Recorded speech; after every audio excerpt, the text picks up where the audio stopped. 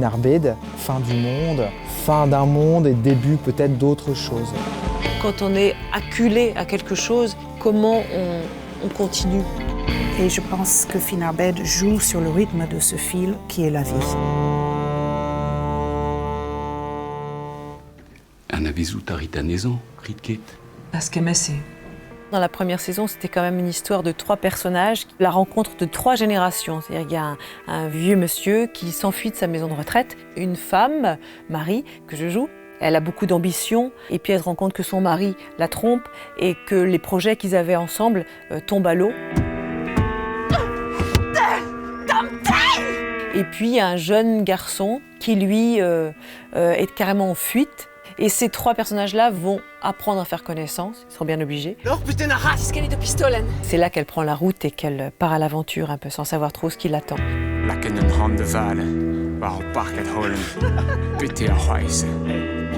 On retrouve Marie et Clette dans la 2e saison. Marie est un peu paumée, elle essaye de vivoter, de vivre, elle a perdu son boulot évidemment. On rentre dans une autre dimension où les choses deviennent très très compliquées.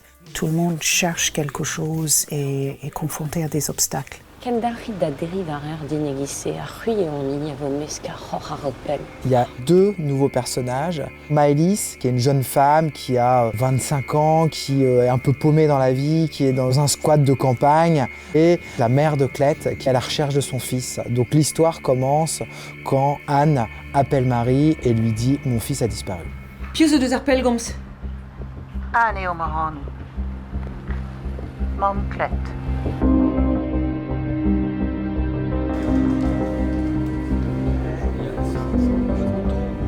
Les femmes jouent une partie majeure. Elles sont confrontées à des grands bouleversements.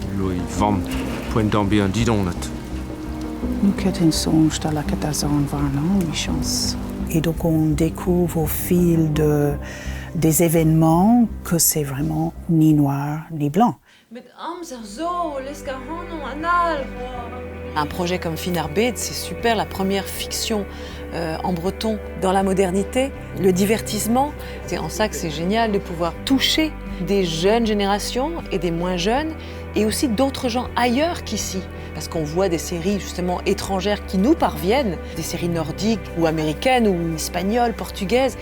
Et pourquoi pas une série bretonne en langue bretonne? Il y a une espèce d'imaginaire autour de cette langue, une richesse qui vient de l'interprétation et des textes.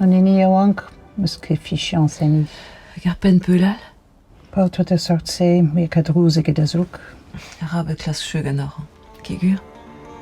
Le breton, c'est tout aussi beau, magnifique, merveilleux, différent. C'est pas une carte postale de la Bretagne qu'on fait, mais moi je tiens au paysage. C'est fait pour être tourné ici et pas ailleurs.